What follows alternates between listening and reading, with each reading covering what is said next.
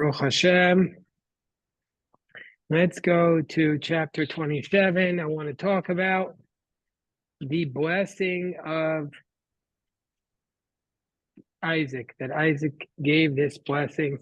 Chapter 27, he intended to give the blessing to Esav, or did he? And he gave it to Jacob.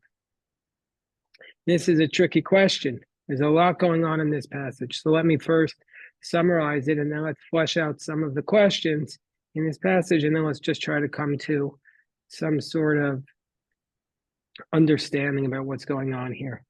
And this is one of the best stories in the Torah for, to flesh it out. It's always a lot of fun.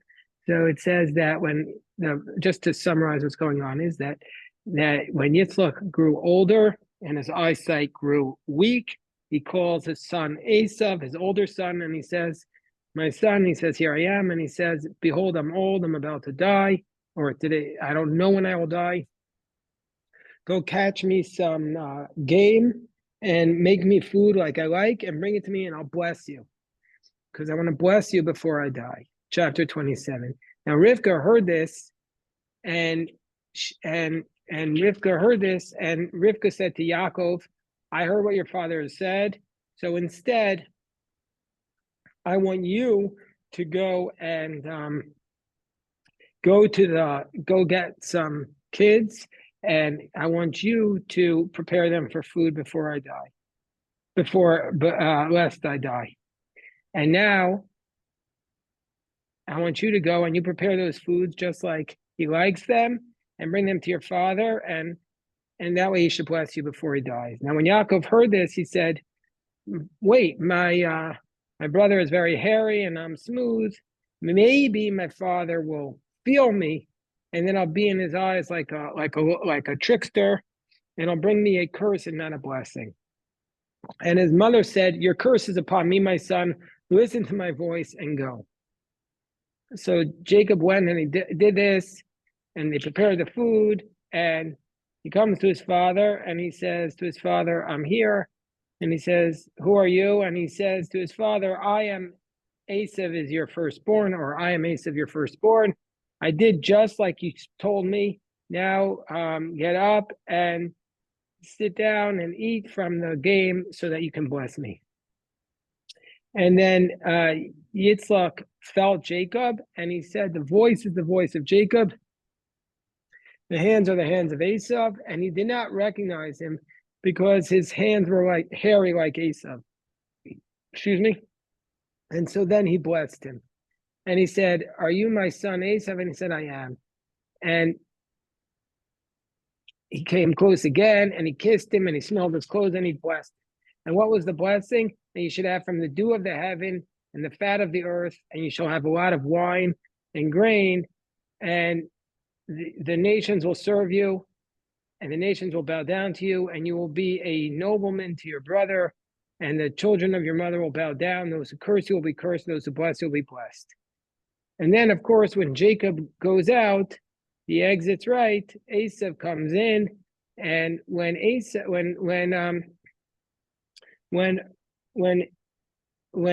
comes in and he offers him food, Yitzchak says, "Who are you?" He says, "I'm your son Esav." And now Isaac trembled. He was afraid. He wasn't afraid when he was on the Akedah about to be sacrificed, but now he's afraid very much. And he said, "Who's then the one who just brought me this game and I ate from it before just a while ago, and I blessed him?" And then he says these words, which are very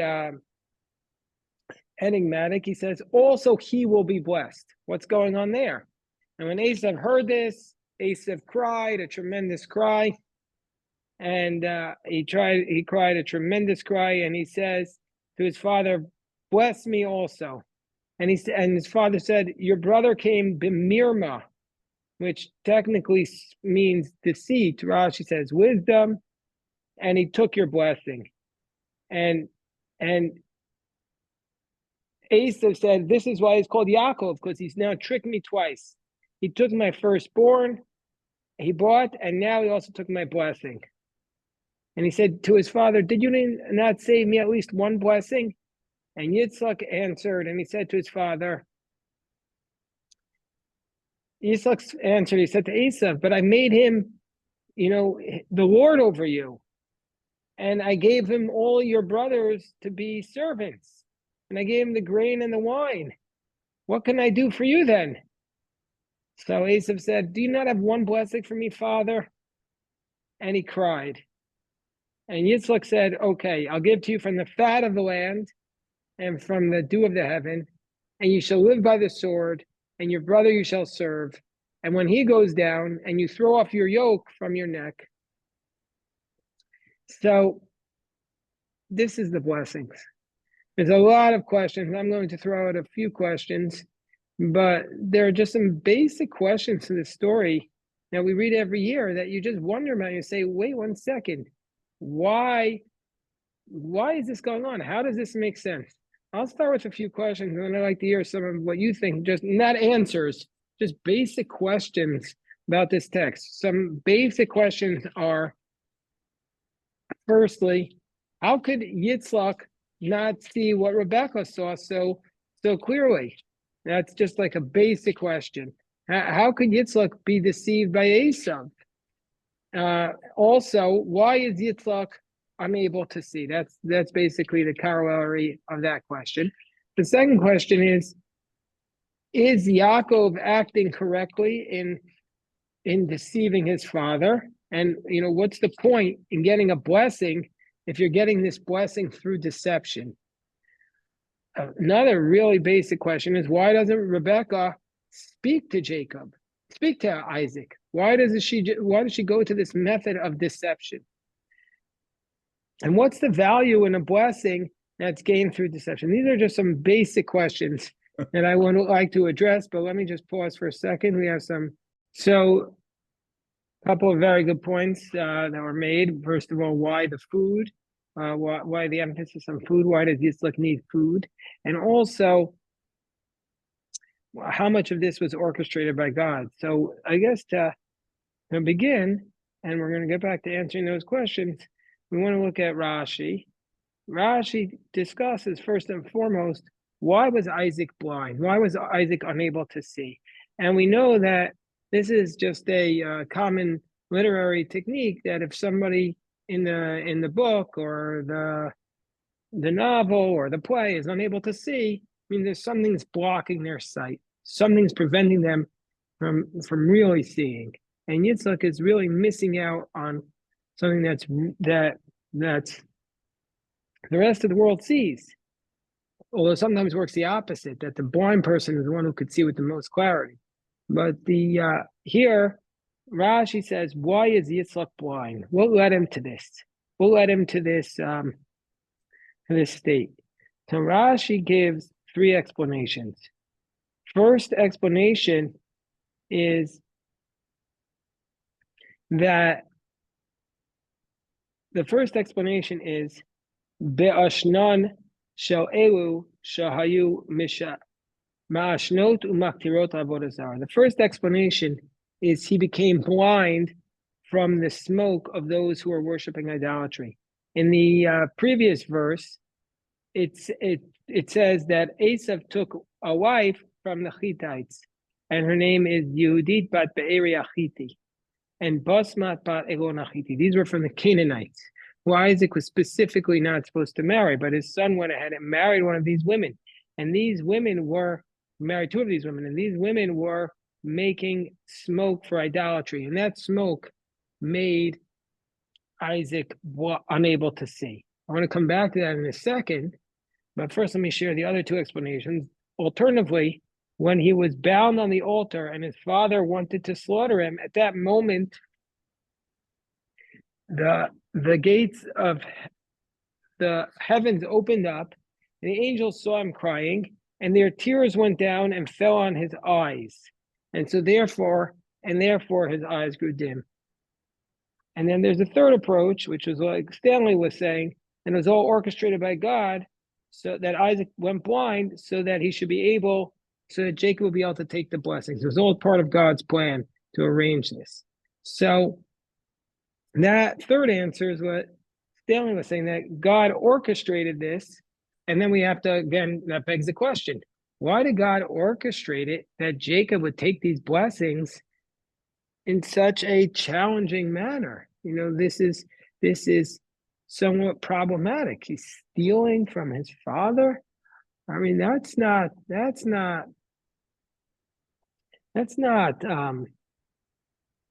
never appropriate. Why is he doing that?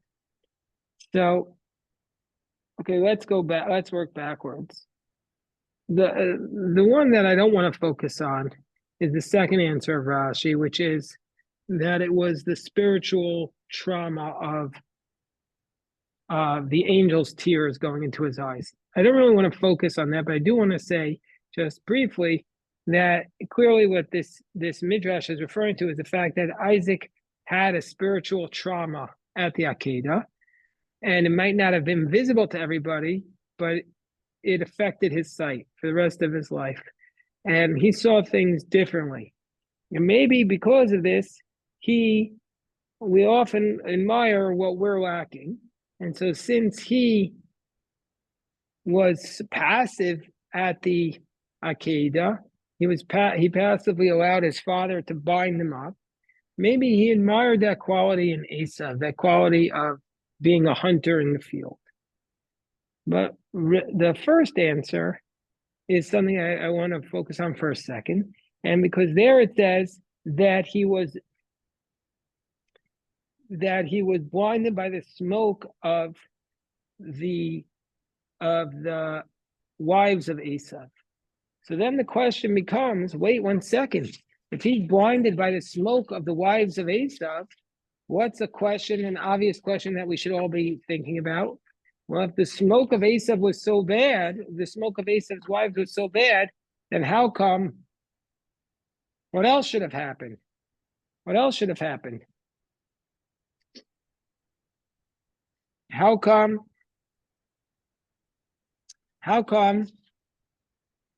Rebecca didn't get blind from that smoke? If the smoke of Esav's wives was so bad, how come Rebecca didn't get blind from that smoke? So, anybody ever think about that question? Not my question. It's a question that's asked by the Siftei Chachamim, one of the commentaries on Rashi. And his answer is that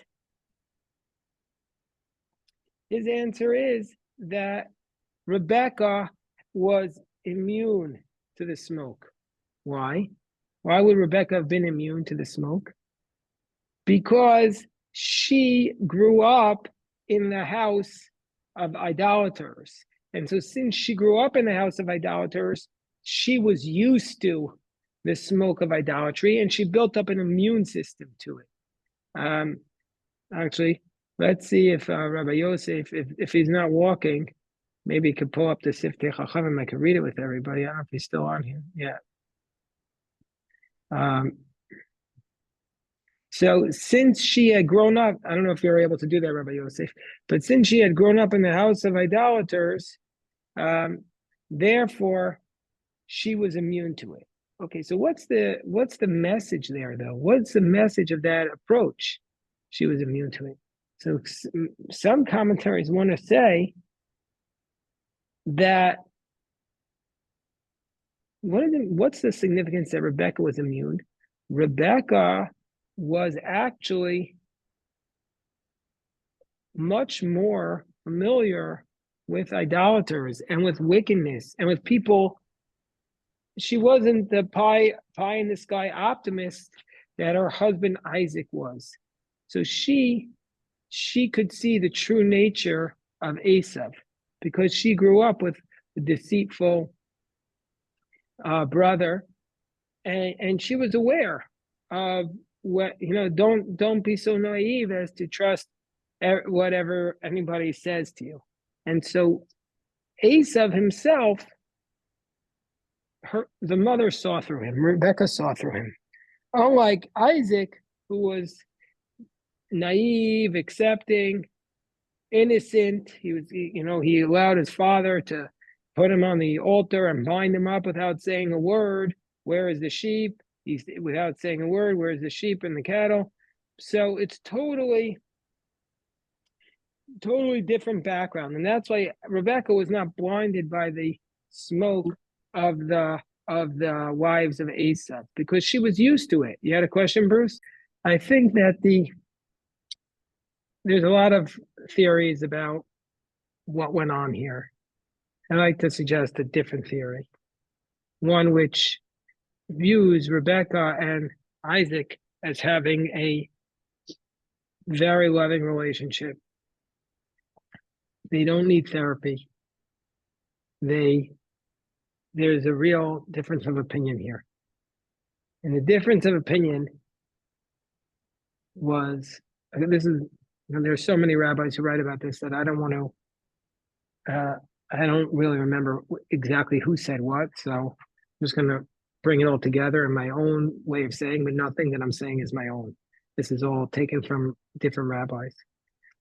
That according to a major approach, Yitzhak knew Yaakov was spiritually pure, and he knew Esav was the man of the fields. He was no dummy, obviously. I shouldn't have to say that.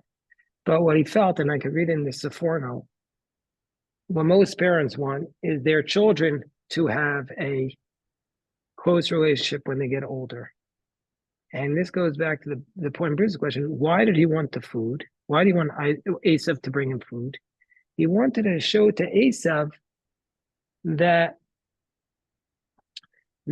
your trait of hunting should be brought into the spiritual for a blessing. You have to take your food, and your food can lead to the best blessings in the world.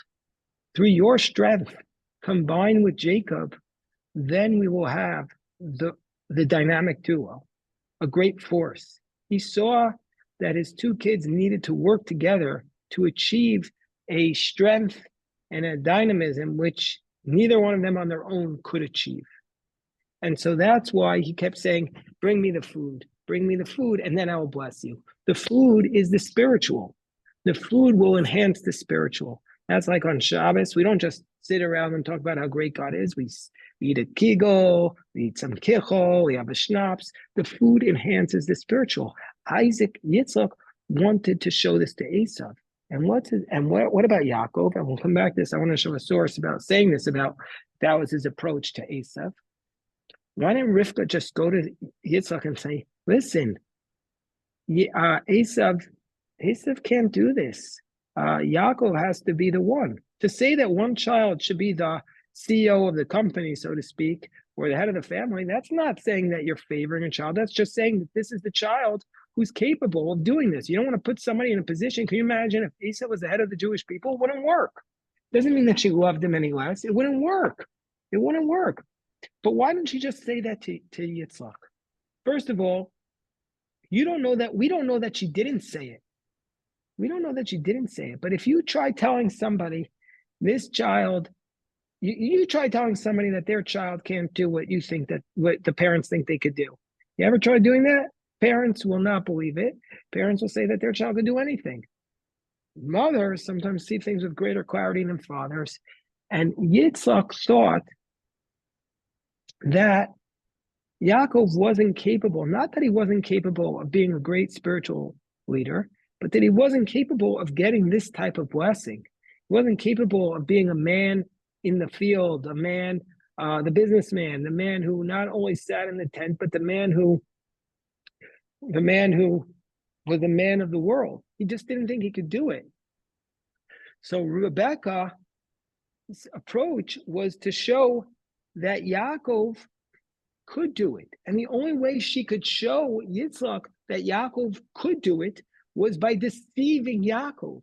Only by deceiving Yaakov, but not by deceiving Yitzhak. Only by manipulating Yitzhak into giving him the blessing would he realize, oh, this guy Yaakov is not who I thought he was. I thought he was some yeshiva bacher who just sat there studying the Gemara all day, unable to and he's always going to get his shirt taken in any business deal. Now I see he can do anything in the world. So if she had just told him, no, Yaakov has it in him, he never would have bought it. But she said, look, you don't think this guy can run the company? Look what he just did to you. He got you to give the blessing. He got you to give the blessing. So that's one of the theories as to why Rivka didn't just tell her husband. She had to show her husband. And the proof that this actually there is a lot of textual proof to this. First of all, the proof is that Yitzhak might have really known what was going on the whole time, because he said, "Your voice is the voice of Jacob, but your hands are the hands of Esav." And he says, "Let me come close. Let me feel you." And what does Yitzhak do when he hears that it was Esav and not Yaakov? I mean, that it was Yaakov and not Esav who got the blessing. What are the first words Yitzhak says? He doesn't. What are the first things he says? He doesn't curse Jacob for stealing the blessing. He doesn't curse him. The first words he says are, Gam Baruch Yeh. He should also be blessed. It's almost like when God says to the children of, after they bested him and by saying the Torah is not in heaven, God says, Nitzchuni bana. He chuckled. My children have defeated me. He's like, oh, I didn't think it's almost like Yitzchak is saying, I didn't think that guy had it in him. Wow, he's also got this blessing. And so Yitzchak seeing what he's saying and saying, wow, Gam Baruch Yeh. He also has that blessing. So I feel like this story is a lot more complex than. I'm not saying that these are the best functioning families in the history of humanity. Obviously, if they were just normally functioning families, we wouldn't be reading about them. But these are archetypes. These are talking to us about the future. But clearly, just like we have to go deeper. And just to say, Rebecca favored that Isaac didn't like Jacob and Rebecca didn't like Esav. I think that's not deep enough. I think that there is a deeper here, and I know Thera has a point to add, but I just want to point out to you what Sforno's approach, because this is not me. This is a classic interpretation. What Sforno says is, he says, what's the blessing? You will be a gavir to your brother. Isaac felt it would be good and sufficient. This is when he thinks he's blessing Esav, but he's really blessing Jacob. Isaac felt it would be good and sufficient for Jacob to have Eretz Yisrael as his possession and to live there with a measure of submissiveness, so as not to trouble himself with the demands of leadership or occupy himself with passing vanities, as indeed happened to his descendants later. He said, why do you want this blessing? He was saying, Jacob, you don't want this blessing. If you could go over to most kids today who are sitting there studying in a yeshiva, and their father is a big businessman, and the father is, let's say, a Fortune 500 CEO, and he's got one kid who's studying in yeshiva all day, and the other kid who's in business, and say to the yeshiva kid, no, we want you to take over the business. Say, I don't want that. I want to sit here and study the Talmud all day. Why do I have any interest in this? So that's what the blessing was. The blessing was, you get to run the company. Jacob didn't, according to whatever Isaac knew about Jacob, A, didn't have any interest in that, and B, what made him think that he had the skill set to be able to do it? So that's why he has to say, he views it as this partnership, that Jacob will be studying, or Jacob will be the theologian in the tents, while Esav would be sitting there running the country, and together they would reach an incredible height. It was Rebecca who saw in Jacob the qualities to be the leader all on his own. That he had the whole package. That you can't just be. Rebecca understood you can't just be the man of the field without the man of the tent. Otherwise, you can't be the leader of our family. You need to have both qualities together. And she said Jacob has that quality within him.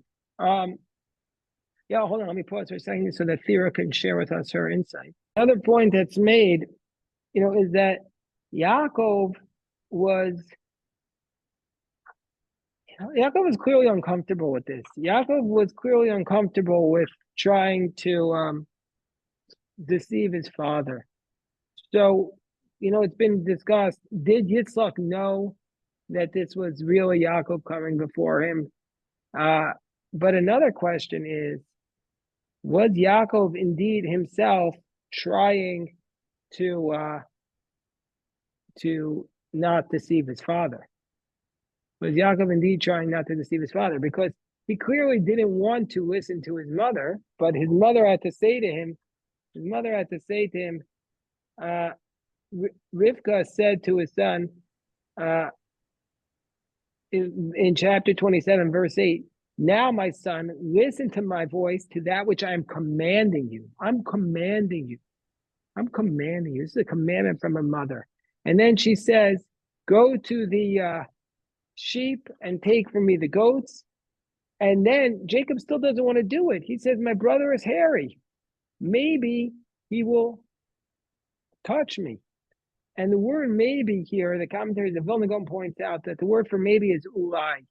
And there are different words in Hebrew for perhaps. There's pen and ulai.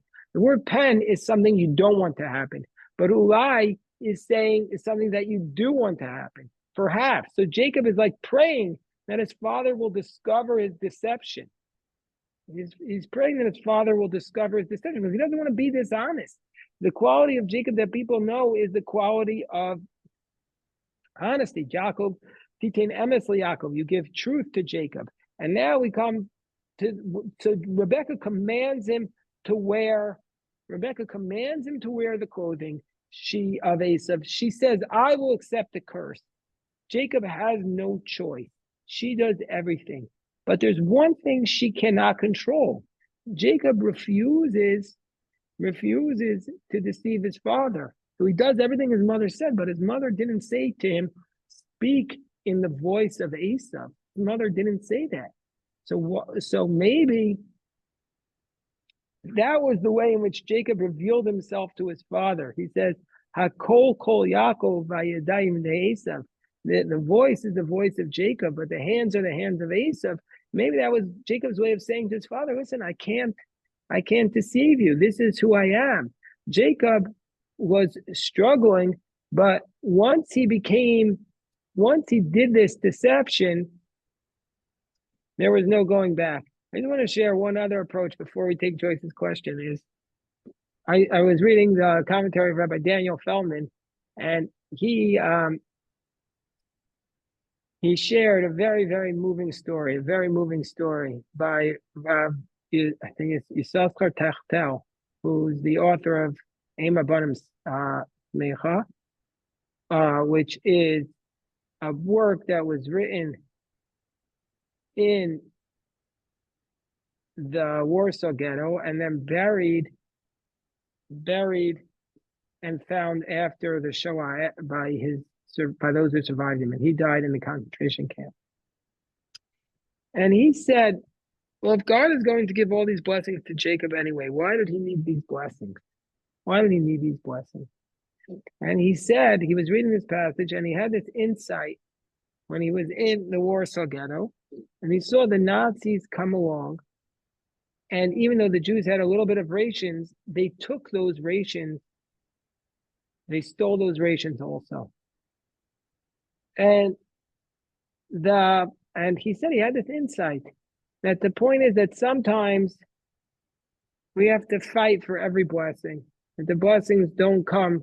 The message is that sometimes the blessings aren't going to come, directly. We have to be fighting for the blessings.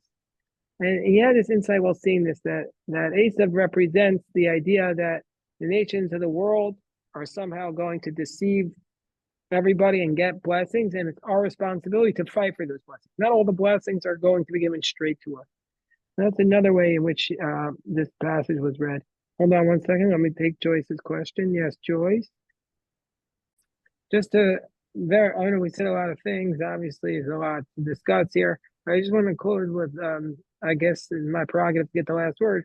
Joyce said that Yaakov said, I am Esav, your firstborn. And that was like a bold lie. And Joyce is right, that does present a huge textual problem. And there are commentaries who see that he did something terrible and he was punished for it for eternity. But that's not how Rashi sees it. Rashi sees that Yaakov, even at that moment, knew he had to say what he said, but he still tried to say it by keeping his dignity and not lying. And he says, Anochi amei vilecha. It is I who is bringing you the food, but Esav is your firstborn by birth. Rashi puts the comma or the period in a way to make Jacob not being a liar. That's a difficult thing. How could he do that? I mean, it sounds a little bit Clinton-esque. That's when depends where you put the comma, etc. But the idea is that Jacob knew he had to do what he had to do. It was a question of what his mother had told him to do.